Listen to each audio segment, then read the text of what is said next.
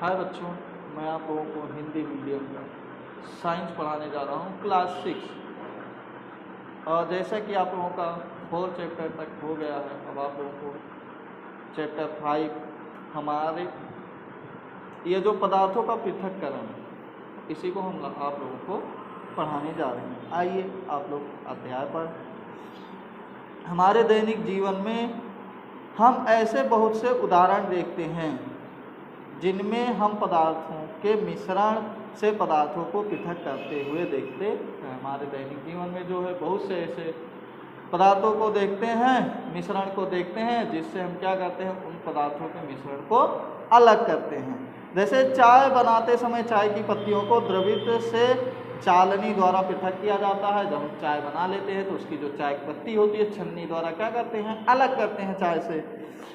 तो चाय की पत्तियों को चालनित्र द्वारा पृथक करना, तो क्या किए हम लोग, तरल पदार्थ को अलग कर लिए और चाय की पत्ती को अलग कर लिए। इसी को बोलते हैं पृथक्करण, यानी कि दो पदार्थों को अलग करना मिश्रण से।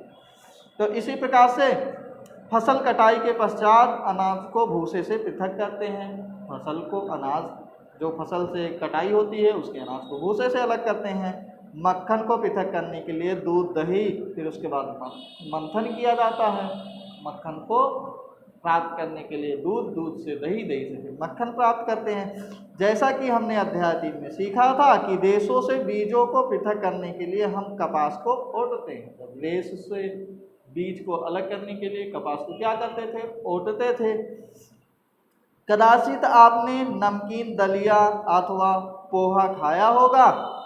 आप लोग भी क्या है, नमकीन, दलिया और पोहा जो बनाया जाता है ये आप लोगों ने भी खाया होगा।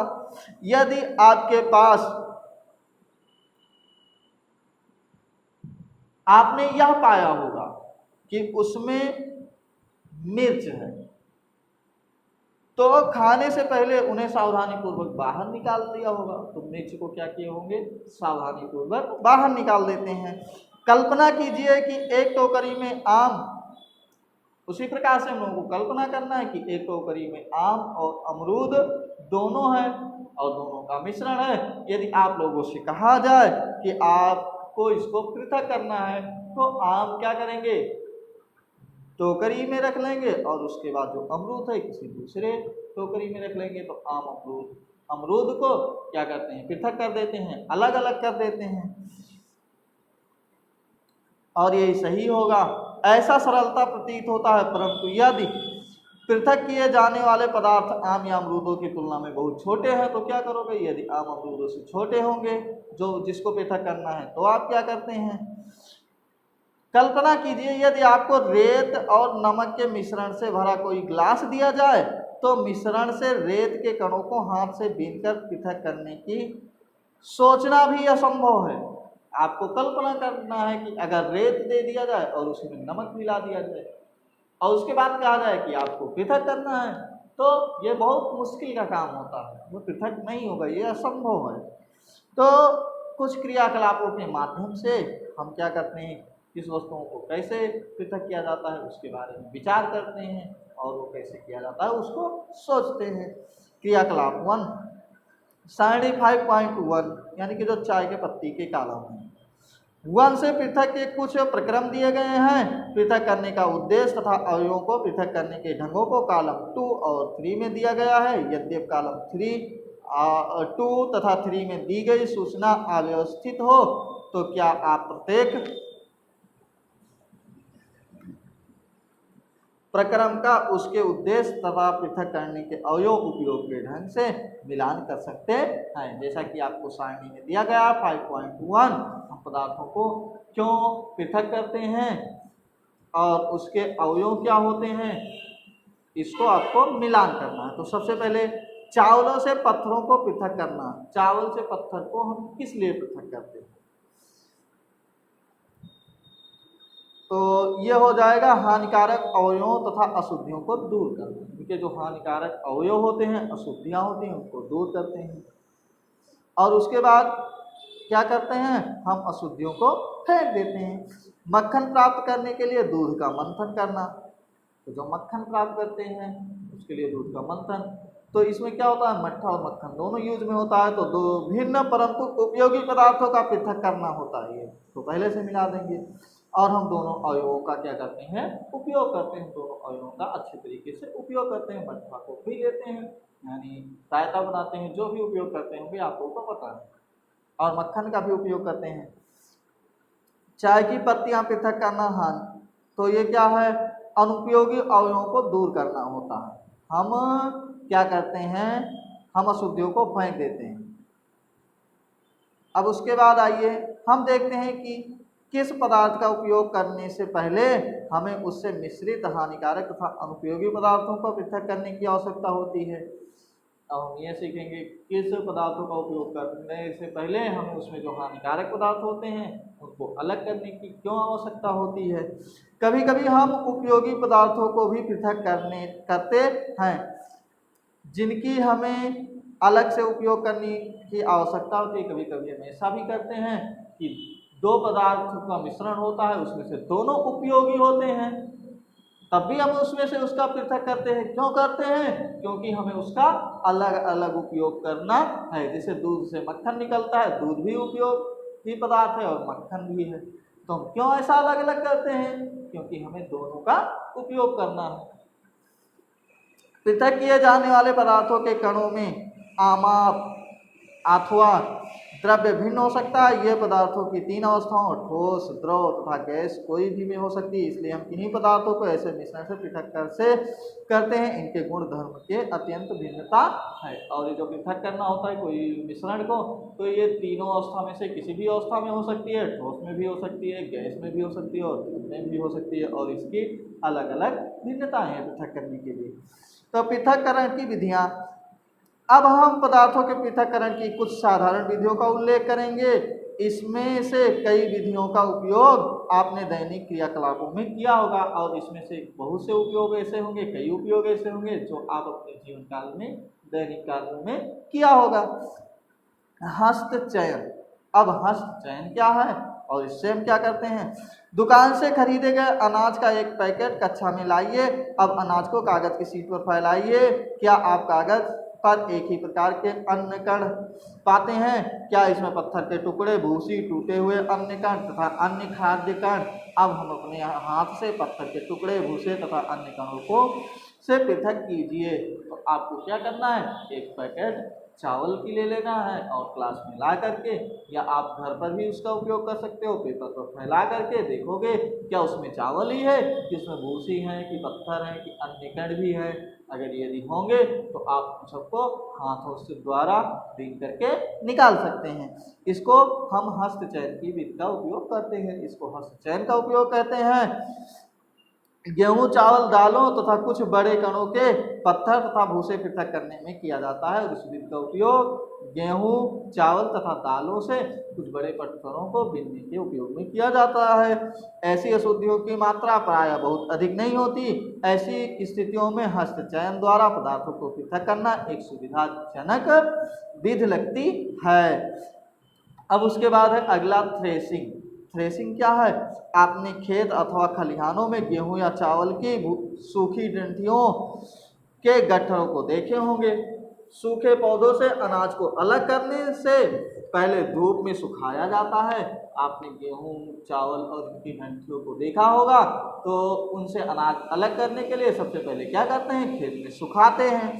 प्रत्येक सूखे पौधे की डंडी पर अन्य कण भी लगे होते हैं। खेतों में रखे सैकड़ों गट्ठरों पर अन्य कणों की संख्या की कल्पना कीजिए। किसान अन्य कणों को सूखे पौधों के इतने गट्ठरों से अनाज को कैसे पृथक करते हैं। आपको कल्पना करता है कि इतना ढेर सारे अनाज होते हैं, उनके डंठल होते हैं, और उनके डंठलों से अनाजों को कैसे पृथक करते हैं। आमों तथा अमरूदों को वृक्षों से तोड़ा जा सकता है, परंतु अन्य कण आम और अमरूदों की तुलना में बहुत छोटे होते हैं। जो अन्य कण होते हैं वो आम और अमरूद से बहुत छोटे होते हैं। तब आप कैसे करते हैं, इसलिए इनको इनकी डंठियों से तोड़ना असंभव होता है। छोटे होते हैं तो इनकी डंठियों से तोड़ना तो असंभव है। अन्य कणों को उनकी डंठियों से कैसे पृथक किया जाता है। सूखे पौधे की डंठियों में अन्य कणों अथवा अनाज को पृथक करने के प्रक्रम को थ्रेसिंग कहते हैं। और जो ये अन्य होते हैं उनके डंठल से अलग किया जाता है अनाज को, तो ये जिस प्रक्रम से किया जाता है उसको हम क्या बोलते हैं, थ्रेसिंग बोलते हैं। इस प्रक्रम में डंठियों को पीट कर अन्य कणों से पृथक किया जा सकता है। और इस अन्न को कैसे पृथक करते हैं, डंठियों को पीट करके अन्न को अलग कर सकते हैं। कभी कभी थ्रेसिंग का कार्य बैल की सहायता से किया जाता है, बैलों की सहायता से किया जाता है। उसमें बैल क्या करते हैं, गोल गोल घुमाते रहते हैं, उसी के ऊपर चलाते रहते हैं, जिससे क्या होता है, अन्न अलग हो जाता है। अत्यधिक मात्रा में अन्य कणों के डंठलों से पृथक करने के लिए थ्रेसिंग मशीनों का उपयोग भी किया जाता है, और अन्न को अलग करने के लिए थ्रेसिंग मशीन भी आई है आधुनिक युग में, उसका भी आप उपयोग कर सकते हैं। अब अगला है क्रियाकलाप 3 है निष्पावन। अब निष्पावन क्या है और इससे कैसे किया जाता है, ध्यान से देखिए।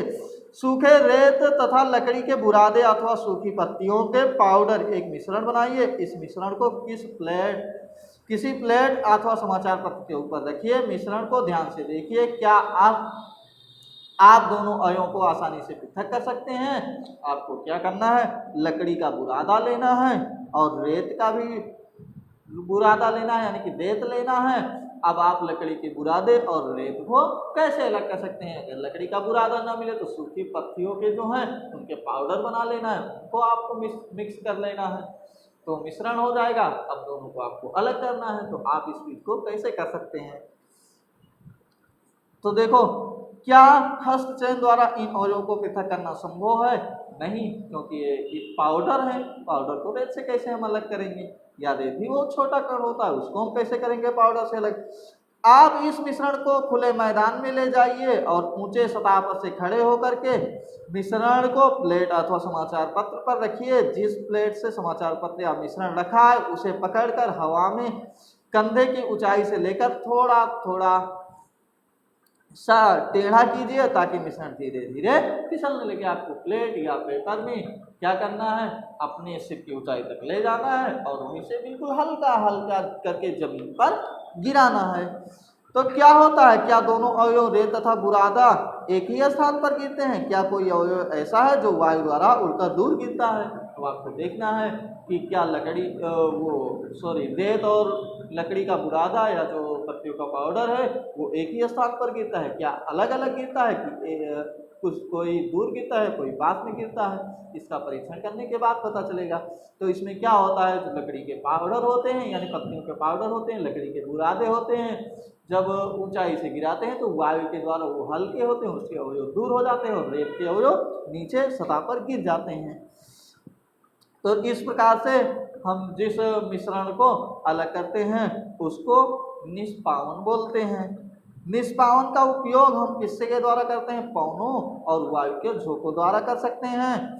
भारी तथा हल्के अवयवों को पृथक किया जा सकता है। साधारण किसान इसी विधि का उपयोग हल्के भूसे तथा भारी अन्य कणों से पृथक करने के लिए करते हैं। साधारण जो होता है, किसान लोग क्या करते हैं, भारी अन्य कण से ये भूसे और ये जो लकड़ी के डंठल होते हैं, मतलब जो हल्के होते हैं, उन अवयवों को पृथक करने के लिए इसी विधि का उपयोग करते हैं।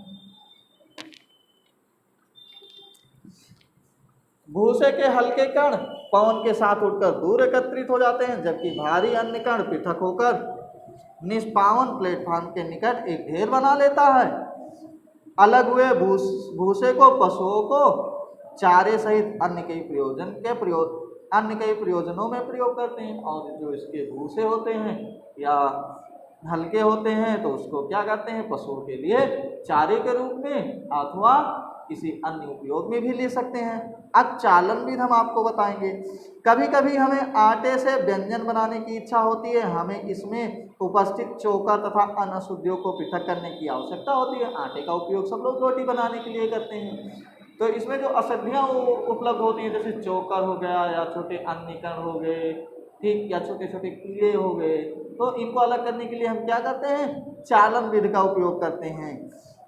इसके लिए हमें चालनी का उपयोग करते हैं। इसको आटा डालते हैं और आटे के छोटे छोटे कण चालनी के छिद्रों द्वारा निकल जाते हैं, जबकि बड़ी जो अशुद्धियां चालन में रह जाती हैं उनको प्रायः आटे की मिल में गेहूं को पीसने से पहले पत्थरों तथा भूसे जैसी अशुद्धियों को हटाया जाता है। साधारणतः गेहूं की बोरी को एक तिरछी चालनी